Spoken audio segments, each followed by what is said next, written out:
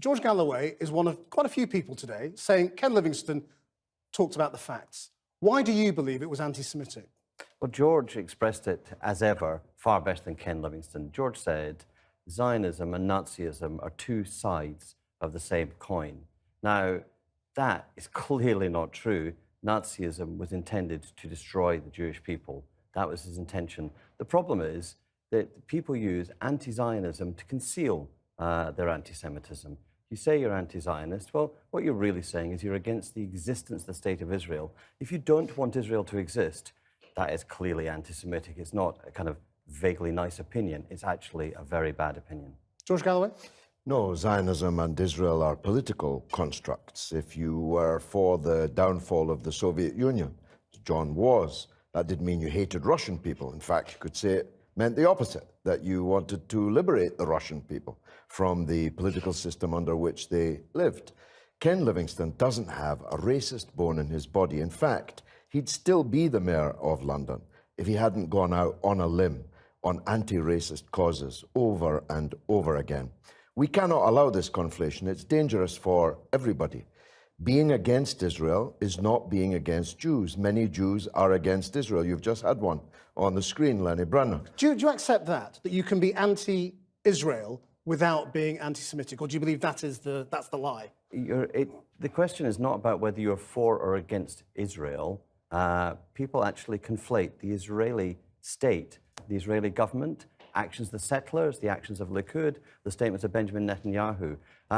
People who don't want Israel to exist, among whom are a very large number of people on the ultra-left. I don't say George is one of those, but there are people for whom anti-Zionism is a shield behind which they march. They call Israel a country with its own Supreme Court that fines against its own government. They call that an apartheid state. Do you accept that some people do that?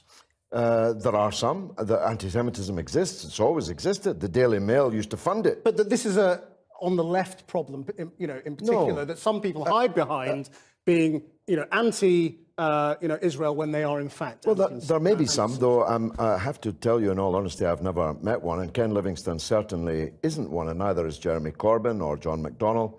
This is a synthetic argument that's being generated here. It's a smoke. But it's about offence, isn't it? It's about saying, things that people find deeply hurtful. Well, they've seized on legitimate anxieties amongst Jewish people and hurt feelings, and exploited it. But what was his need to bring it up? I mean, why mention Hitler in that answer yesterday? Oh, it's something to do with his age. I reference the Second World War all the time. It was our finest hour, the defeat of fascism, the greatest victory of the 20th century, and so on. These are perhaps age-related points. John McTernan? It was an absurd thing to say. It was as if to say, we don't really object to Hitler's earlier work when he seemed to be pro-Zionist, but a bit later he went mad. I mean, Hitler was a racist and anti-Semite throughout his entire career. Of course. And to name him, to try to defend Naz Shah, to try to defend the Labour Party from accusations of an anti-Semitic crisis inside the party, is not just silly. It's actually Ken showing he probably should no longer contribute to public debate. I mean, George Galloway, John McTernan quoted you actually earlier. I mean, you had said Nazism and Zionism were two sides of the same coin. Well, they actually did mint a coin to use in the program, the Havara program, to ship Jews out of Germany. Here's the point. But do you think that some people might take offence to that? No, Zionism and Nazism, for a brief period of time, cooperated to get Jews out of Germany because both of them believed that Jews should not be in Germany. The Zionists believed they should be in Palestine for one set of reasons, and the Nazis believed but to say Hitler supported Zionism is surely a perversion. Zionism was about liberating Jews from persecution. It's not. Look, the Zionists were not Nazis, and the Nazis were not Zionists. And actually, if you look at the transcript, Livingstone never said that they were. He said that they cooperated together, and they did. That's a matter of historical fact. He said Hitler supported You don't actually need to bring the historian from America. You could bring many historians from Israel. This is not a secret. It's only a secret to those now waking up to it. They were cooperating because they had the same idea, that the European Jews should not be in Europe. They should be in Palestine. Now, what Jeremy Corbyn has said, and I think George Galloway has also said, is actually this is about you attacking Corbyn. Jeremy Corbyn is doing a perfectly good job of attacking himself. I don't need to do anything.